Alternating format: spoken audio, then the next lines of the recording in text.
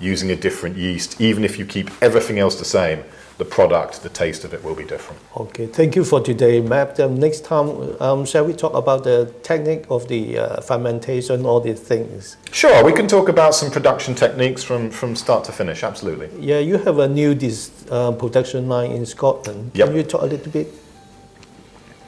Sure, so Dunfale in Scotland, we are now in February 2023.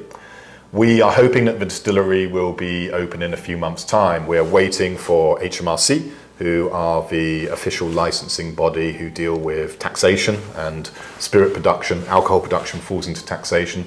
They need to come to the distillery, check it out, check out all the paperwork, and then sign us off so we're legally able to produce. Dunfale is, I'm going to describe it as an evolution of what we're doing at Bimber. It would have never happened if it wasn't for Bimber. There's no way that a Polish guy, my boss, the owner, Darius, the master distiller, and myself, a London guy, there's no way that we'd be able to open a distillery in Scotland if we just started now. It's only through the success of what we've done in London with Bimber that we've been able to say, hey, as a team, we really know what we're doing, and so we've had that support and that investment. What we're doing in Scotland is, as I said, an evolution. So you're going to see long fermentation times and direct fire on the stills. We believe that both of those are fundamental to the whiskey that we want to make. Traditional whiskey, the way it used to be made. So it used to be made slower, take your time, and it used to be made with real fire to give that weight, oiliness, and character. The difference between Dunfale and Bimber, though, is in what we're doing with the barley. So at Bimber, we source the barley from our own farm. They supply it, called Fordham and Allen. It then goes to Warminster Maltings, where it's malted for us and comes back to Bimber. In Dunfale, we're sourcing local barley, Sassy, a different strain. But then we are doing that processing part, that malting and that drying, the kilning, all on site of the distillery ourselves. So Dunfale will be, after Springbank in Campbelltown, only the second distillery in Scotland to floor malt, as it's called, 100% of our production. So the idea behind that is effectively the barley arrives and it's just freshly, it's just kernels, but it's not ready to use yet. The levels of convertible starch in it are just too low. You could try and make whiskey with it, but your levels of alcohol and your yield would be absolutely, it'd be terrible. It just wouldn't be good enough. So the first thing you need to do is you need to effectively trick the barley into thinking that it's springtime, even if it's spring, summer, autumn, winter. So you steep the barley, so you stick it in a big tank and you pour water on it, which increases the moisture of that barley. Once it gets to a certain percentage of moisture after several steeps, by hand you throw it all out and then you spread it across the malt floor.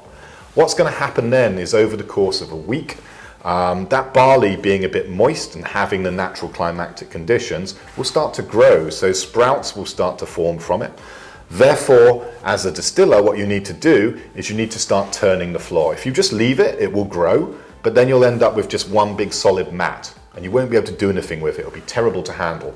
So every 8 hours, what you'll do is you'll go in there with your tools and you'll just turn it over so none of the little sprouts start to tangle each other. And what's doing there is the barley is starting to increase its starch, its sugar convertible supply, because that's what it does. If you left it alone, it would use those sugars to grow. We don't want to do that. We want the sugars for distilling. So we allow it to grow just enough where the sugars are right. And then what we do is we move it upstairs where we have built a kiln. So in the kiln, there are two parts. On the bottom, there's a furnace. And in the furnace, we'll either be using anthracite, which is an old style, almost like coal, I guess, or we'll be using peat. So anthracite for unpeated whiskey, peat, which we're going to source from Aberdeenshire in the Highlands for peated whiskey. So we build a fire, great fun. The fire's going, and once the flames have died down, and so it's just smoke, on top, on the next layer, we spread out all the barley, and the floor is perforated, there's holes in it. So that smoke, either from the anthracite or particularly from the peat, which is very, very smoky indeed, travels up, we channel it, and then it goes through this perforated floor into the barley. Doing two things. So in terms of the anthracite, what it's mainly doing is drying it. It's telling the barley it's time to stop growing, just stop. But when we use the peat, It's doing that, but then it's also giving that really strong smoky flavour into that barley. And these are just things that are going to really define the character of the whiskey that we're able to produce at Dumfale, because obviously with this malting facility, we can spec any of that. We can change the length of steep time, we can change how and long we floor malt it, we can change the type of fuel that we're using to dry it, we can change the length that we're drying it, the amount of peat we're using it, and the style of peat. So it gives us all these variables to play with, which at Bimber in London, there's no way, there's no space. And when you've got a distillery, and you've probably seen the very attractive pagoda roofs on top of them, nowadays none of them are actually used anything. It's just sort of a symbol for distilleries. They're not in use. Ours actually does work. It's where the smoke will be coming out when we're doing this process. And that's just not something you'd be able to do in London. You just can't have smoke billowing across West London, particularly peaty smoke. It really does smell quite a lot. And if you like it, great, but you probably don't want to be smelling it every day for 24 hours. So this malting floor is the reason why we've built Dumfale. This is how whiskey used to be made 100 years ago.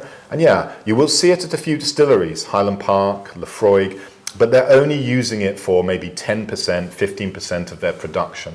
Ourselves, and then Springbank over in Campbelltown, will be using the malting floor like they do for 100% all of our production in Scotland. And so that's why this distillery is being built and why it's going to be quite unique and special.